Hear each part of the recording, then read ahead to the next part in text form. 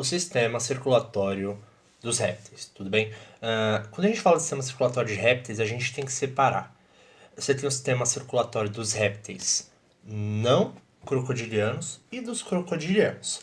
Caso não esteja claro para você quem são os não crocodilianos e quem são os crocodilianos, dá uma olhada no meu vídeo sobre classificação de répteis.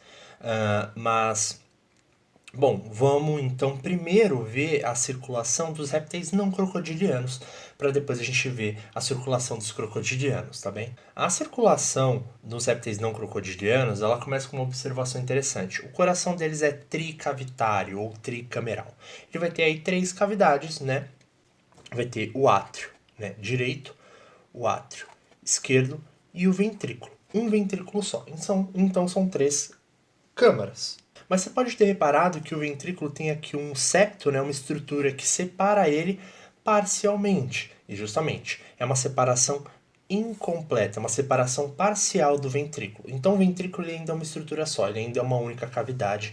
O sangue ainda vai se misturar nesse ventrículo. Por isso a gente não pode dizer que nos répteis não crocodilianos, a gente não pode dizer que eles têm 4 cavidades, eles têm 3, por isso o coração deles é considerado tricavitário. Então vamos falar um pouco de como essa circulação ocorre, né? Começando aqui nos capilares sistêmicos, você vai ter então o sangue vai perder seu oxigênio para os tecidos, né, para os sistemas, justamente, e esses sistemas vão absorver oxigênio, então o sangue passa a ser pobre em oxigênio. Lembrando que o sangue pobre em oxigênio a gente chama de sangue venoso, que a gente costuma representar pela cor azul. Então esse sangue venoso pobre em oxigênio volta ao coração e chega no átrio direito. Lembrando, o sangue venoso sempre chega ao coração pelo átrio direito, sempre. Né? Esse sangue que chega no átrio direito passa para o ventrículo e do ventrículo ele vai ser bombeado. Tudo bem? Ele tem aqui 2 vias, né, que ele pode seguir. Vamos seguir por essa via que leva até os capilares pulmonares, ou seja, até os pulmões, onde esse sangue vai absorver oxigênio, né? Afinal de contas ele está no pulmão ali. Esse sangue rico em oxigênio é representado pela cor vermelha. A gente chama esse sangue rico em oxigênio de sangue arterial, tá? Lembrando, sangue arterial nem sempre está na artéria e sangue venoso nem sempre está na veia, não confundam, tá? A definição é ser rico e pobre em oxigênio. Então esse sangue rico em oxigênio, esse sangue arterial, chega ao coração pela artéria, ou melhor, pelo átrio esquerdo, tá? Lembrando daquele meu macete meio bobo, mas lembre-se, sangue arterial é vermelho, né? E esse vermelho você pode ligar, por exemplo, ao socialismo, à esquerda no espectro político, por isso que o sangue arterial sempre chega no átrio esquerdo. Tudo bem, é uma forma meio boba de lembrar, mas pode ajudar vocês. Então, vermelho, esquerda, esquerda, átrio esquerdo, tá? Esse coração chega aqui no átrio esquerdo, passa para o ventrículo, ele é bombeado novamente e ele vai vir aqui por essa artéria e vai chegar aos capilares sistêmicos, onde ele vai perder seu oxigênio e passar a ser um sangue venoso. Né? Vocês podem reparar que em dado momento aqui depois, quando o sangue sai do ventrículo, ele passa a ser roxo porque ele está se misturando no ventrículo, tá? Então esse sangue roxo é a mistura do sangue azul com vermelho, então é um sangue que não é totalmente rico nem totalmente pobre em oxigênio, tá? Então a separação incompleta do ventrículo leva a essa característica de mistura. A circulação então é dupla, por quê? Porque você vai ter o sangue passando 2 vezes pelo coração antes de completar a circulação. Ele passa uma vez aqui na circulação pulmonar, né? Ou seja, na circulação que ele vai até o pulmão, também chamado de pequena circulação, passa uma vez aqui, e ele passa uma segunda vez ao completar a circulação sistêmica, também chamada de grande circulação, tudo bem?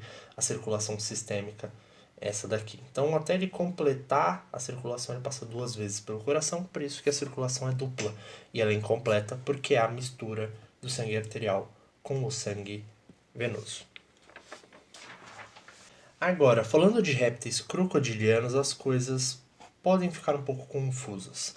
Mas a princípio, a principal diferença é o coração tetracavitário desses animais. Ou seja, eles vão ter o coração dividido em 4 câmaras, em 4 cavidades. Um átrio direito, um átrio esquerdo, um ventrículo direito e um ventrículo esquerdo. Então é um coração de fato dividido em 4 cavidades. Apesar disso, né, talvez vocês não possam reparar direito nesse desenho aqui, fica um pouco confuso, mas aqui dá para ver bem essa comunicação aqui entre essas duas artérias que saem do coração. Ou seja, o sangue que vem aqui dos dois ventrículos pode se misturar nessa passagem aqui que a gente chama de foramen ou forame de Paniza, tudo bem? E aqui que as coisas podem ficar um pouco confusas. Mas antes de falar do forame de Paniza, eu vou falar da circulação, depois eu volto nessa estrutura, tá bem? Então, como anteriormente, vamos sair aqui dos nossos capilares sistêmicos, onde o sangue rico em oxigênio perde o oxigênio para os sistemas, né, para os tecidos, e esse sangue passa a ser um sangue venoso, né, pobre em oxigênio. Esse sangue venoso sempre vai chegar no nosso átrio direito, do átrio direito, né? Lembrando que o sangue sempre chega pelo átrio, e especificamente o sangue venoso sempre chega no átrio direito, ele passa para o ventrículo direito. O ventrículo direito vai bombear esse sangue, e esse sangue vai vir até os capilares pulmonares, onde ele vai absorver oxigênio e ele passa a ser esse sangue que a gente representa aqui em vermelho, que é o sangue arterial rico em oxigênio. Esse sangue arterial rico em oxigênio vem até o átrio esquerdo, passa para o ventrículo esquerdo e aí ele vai ser bombeado pela artéria e pode, e vai, né, no caso, chegar até os capilares sistêmicos que vão, né, nos sistemas, aí nos tecidos, esse sangue vai passar o oxigênio para os tecidos e ele passa a ser um sangue pobre em oxigênio de novo. E aí fecha, né, circulação pulmonar e circulação sistêmica novamente. Agora que isso ficou claro, né, a gente pode falar então do tal do forame de Paniza. O que acontece? Em determinadas situações, o forame de Paniza vai promover esse contato entre o sangue venoso e o sangue arterial e promover sua mistura. Vocês podem ter reparado que, além do coração tetracavitário, eu tenho aqui 3 artérias saindo do coração, né? Uma que vai para os pulmões e outras 2 que são sistêmicas, né? Uma vai passar pelas vísceras, ou seja, pela parte de baixo do corpo, e outra vai ir principalmente para a parte de cima do corpo. É que eu destaquei o cérebro, né? Uma então vai para cima e outra vai para baixo do corpo, né? Aqui, como não dá para representar isso direitinho, eu representei dessa forma, indicando por onde essas artérias vão passar. Tá, o que é importante aqui pra gente? Qual é a parada do forame de Paniza? O forame de Paniza pode, em algumas situações, promover esse contato. Quando, por exemplo? Em situações, por exemplo, de apneia. Tá? O que é apneia? Apneia é ar e a negação. Então, é situações que você não tem ar. Quando isso? A gente está falando de répteis crocodilianos, como crocodilos, jacarés. Esses animais que, em parte da sua vida, vivem na água, eles podem estar submersos e nessa situação em que eles estão em repouso, eles não vão respirar, eles estão debaixo d'água, eles estão em repouso, eles não precisam gastar muita energia, eles querem economizar energia. Então o que eles fazem? Eles fecham essa artéria que vai para o pulmão.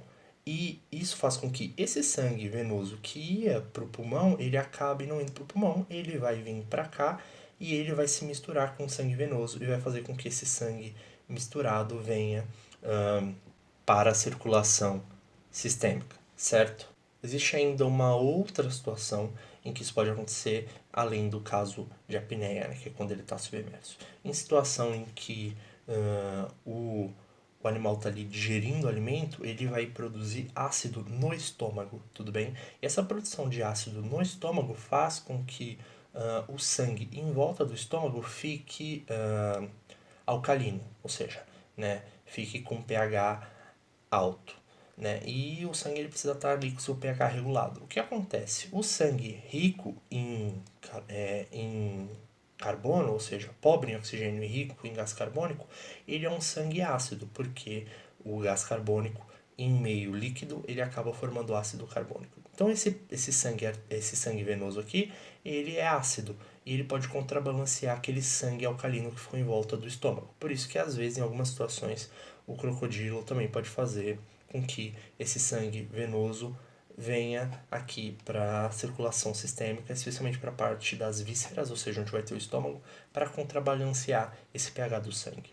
Você pode estar pensando aí, nossa, que complicado. E de fato é. Essa não é uma coisa simples de compreender. Então, se ficou confuso, não se sinta mal. A questão é que você precisa lembrar desse detalhe aqui, por exemplo, do estômago que eu contei? Não, eu contei para te explicar em que situação pode ocorrer. O que você precisa saber é o coração dos répteis dos répteis crocodilianos, perdão, ele é tetracavitário, porém, você pode ter a mistura do sangue através do forame de Paniza.